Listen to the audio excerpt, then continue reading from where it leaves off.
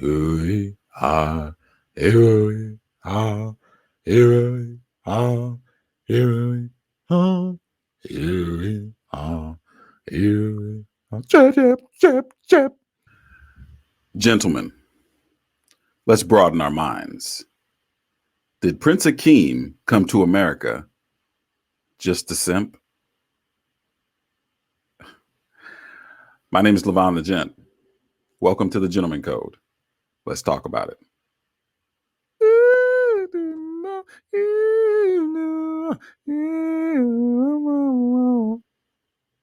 And no, I am not Prince Jaffe Joffer, ruler of Zamunda.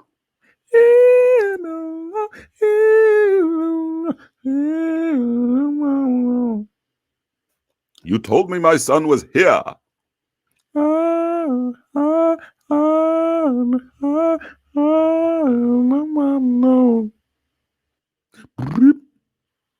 First off, I just want to jump in by going to the end of the movie on the subway car where the lady is, "Go on, honey, take a chance." So the insinuation is that Lisa is taking a chance by dropping this life in Queens, New York, working at McDowell's restaurant, dating a Jerry curl guy. She's given all that up, taking a chance just to go with this guy that she loves. She's taking a chance. That is just the epitome of what? Anyway, let's get into it. So the movie starts. It's a big day for Zamunda. It's Prince Akeem's birthday. He's gonna meet his wife to be. It's a day everybody's been planning for. That's one of those instances where you get your outfit together. You've had your outfit maybe a week or two in advance, where you laid it on the bed the night before. You got it all ready. You like, yeah, I'm gonna wear that with this, with that. I'll be tight. He's getting ready. Ain't nobody don't best me. And then everybody shows up. You see the lady, look at her. She look mighty fine.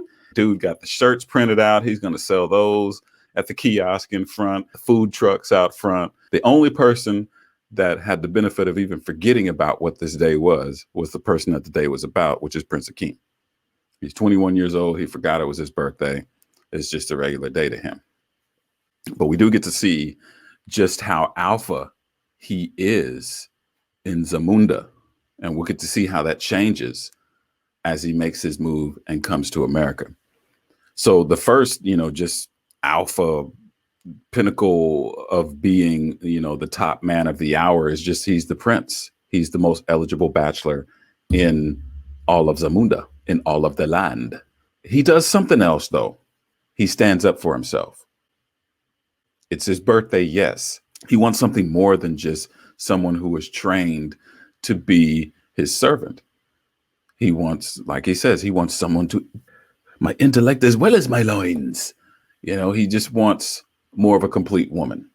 He can have any of his bathers that he wants. He's got Fancy sitting there waiting for him when he wakes up, and Jay Fox chased her for 6-7 seasons. He had all these other beautiful women around. I'm sure he could have his pick of any one of them any given day that he wants, before or after being married. But standing up to his parents and saying, I want more. I want to do something else. He mentioned it to him at breakfast in the morning. They didn't really hear it. He again stops the ceremony that everyone is there waiting and has this discussion with his father and takes off and tries to do his own thing. So he does a lot of standing up for himself, but he does it in a way, he's not angrily doing it. He's just very calm, but extremely direct about what it is that he's wanting. But another alpha thing that he participates in is he participates in pugilistic sports where he's fighting combat. And that really benefits a man in many different ways. You learn how to control your body more. You learn your limitations and how much you can push your body. You learn how to defend yourself. You learn how to take a punch. You learn how to go down and get back up. You just never know how those things train you for situations later on in life. As a matter of fact, you're able to handle situations better because of being knocked down and get back up. A lot of times you learn how to back down. And that's something that a lot of people need to learn how to do, is just how to back down. But you also need to learn when to stand up. So now he's off to America. He gets to America and it's a betatization of Prince Akeem. He wants to come to town and be seen as a normal, everyday man. I don't think what he realizes what that really means, especially here in America, especially being black here in America, which is what he will be perceived as. Yes, he's from Africa, but he is of the skin tonation of the rest of the blacks. So he'll be lumped in with the rest of us. And being a black man in the dating scene was really, really tough. And he really found out how tough that really is. As soon as he dropped his crown, he just turned into a face in the crowd. His options became scarce and they were just low hanging fruit. You know, he goes to the club and he meets Peaches. My name is Peaches and I'm the best. And it's just like, that's all you got. But then he sees me declaring. He goes to the Miss Black or Red pageant. I feel good. That's where I'm going. Shit. So he gets there and he sees Lisa and he knows that he's seen the one. He knows it so much that he follows her to her job. And I think that was considered stalking back then. Without being a prince, without having the entourage walking in with the rose petals, he's not going to make any type of splash that's going to get any attention. And you have to get her attention in some way. Otherwise, she's normally not going to look your way, especially if you're just a face in the crowd. If you dress just like everyone else, then she's going to look at you like everyone else. I say, dress the way you want to be addressed. If you want to be addressed as someone that's of higher standard, of higher class, then dress that way. And there are simple ways to do that. And I'll show you how. I'll definitely make some videos on how to do that. We'll do some goodwill hunting and I'll show you how to do that.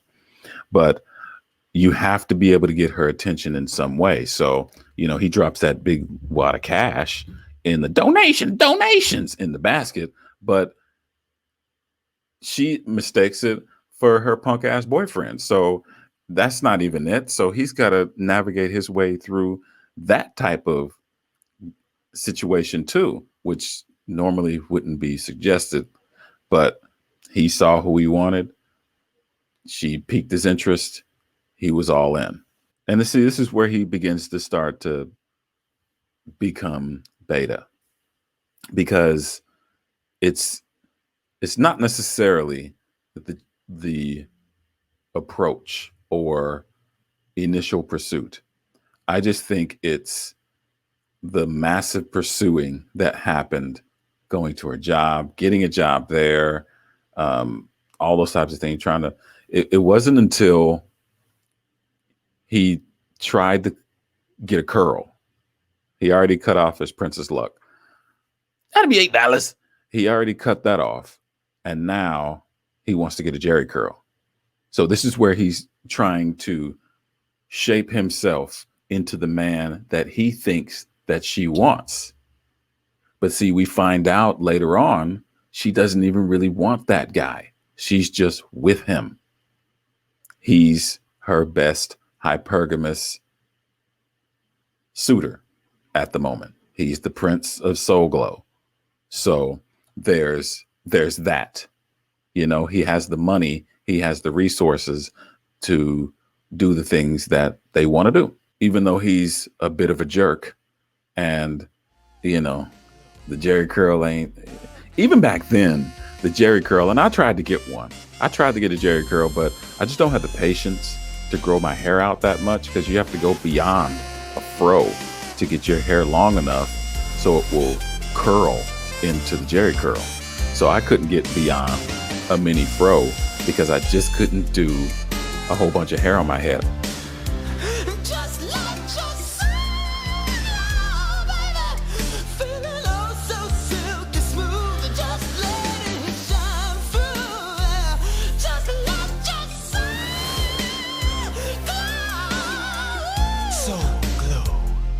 RIP to their headrests in their cars, and even the headliner in the car, because the curl would get, the activated juice would get into the headliner of the car and just start soaking in, and then you see the headliner starting to sag. But he begins to try to change, and Mr. Clarence talks some sense into him. You're better off just improving your own situation and just becoming a man that she wants to be around. You want to create a situation within yourself where you are this person that she wants to be around, she wants to be next to.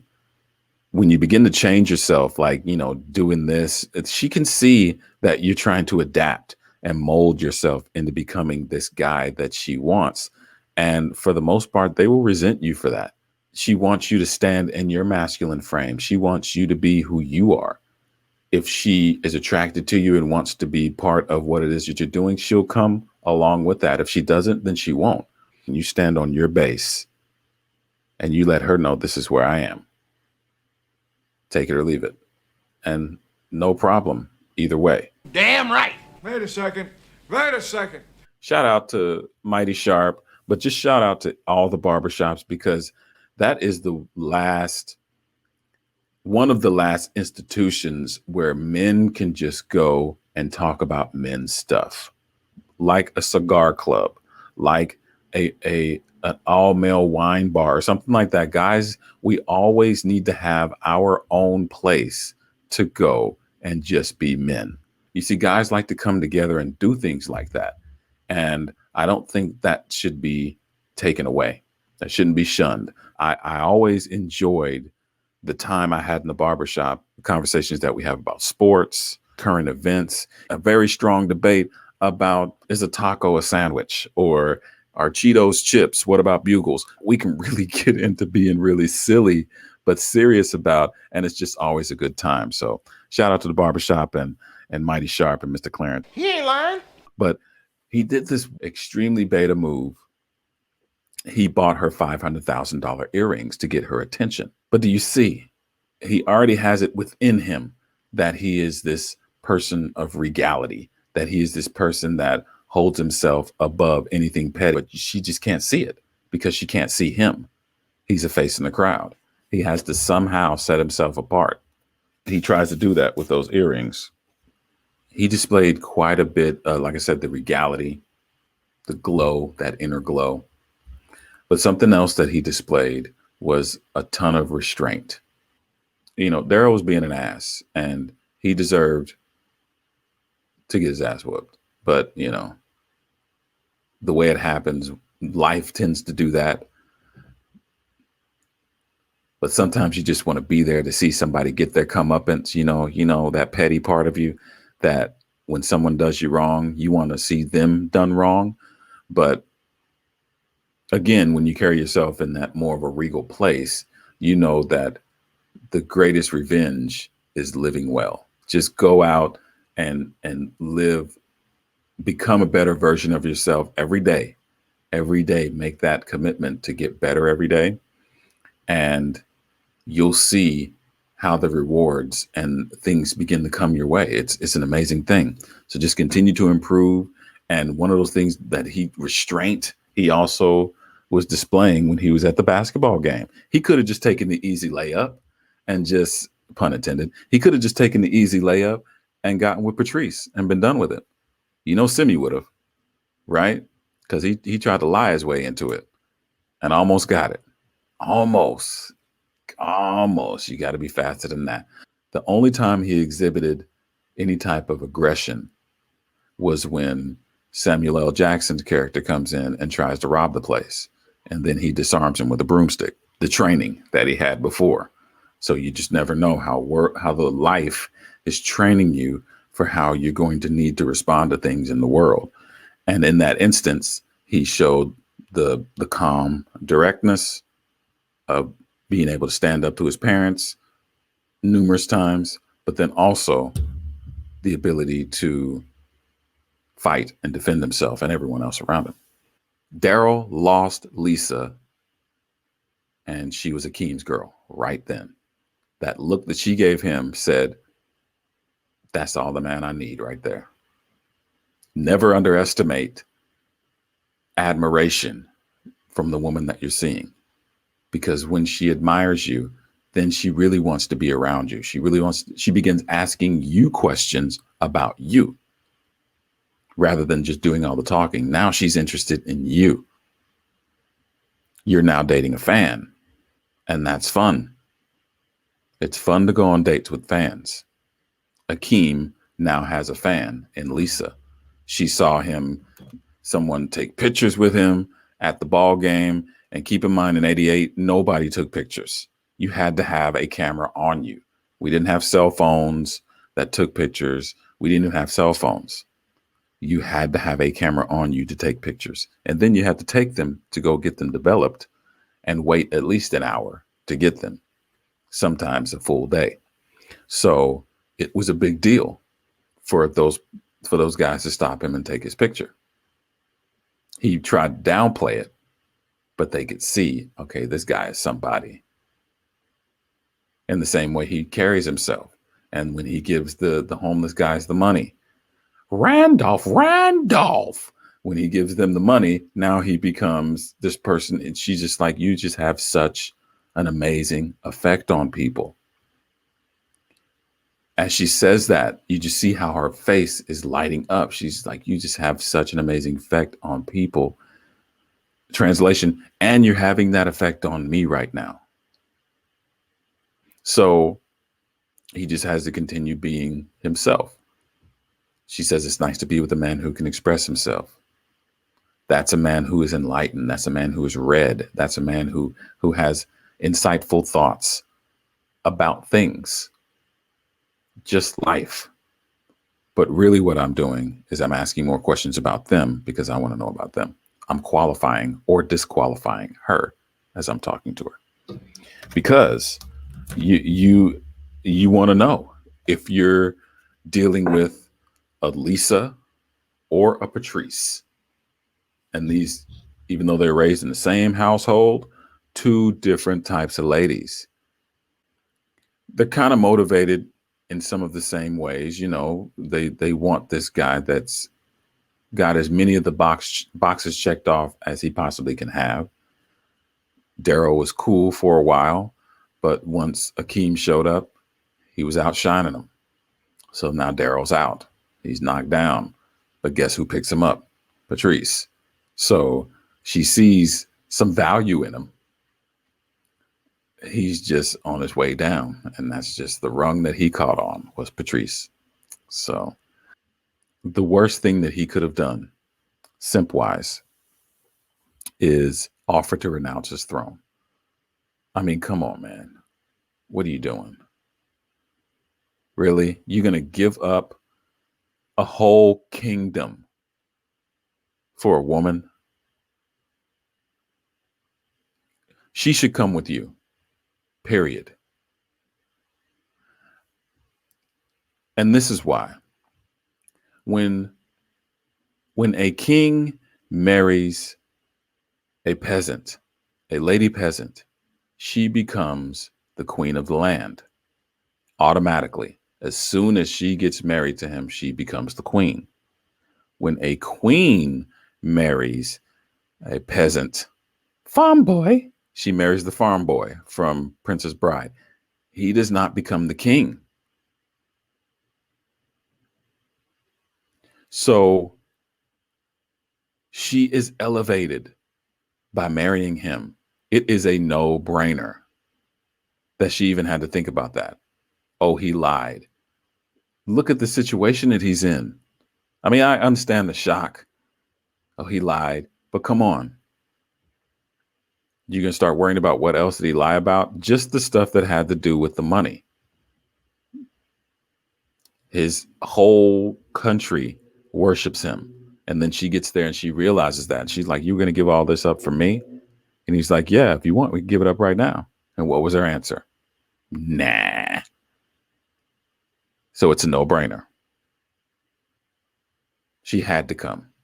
Now, I do wonder, since Cleo made the trip, did Patrice make the trip too? Did she have to stay out?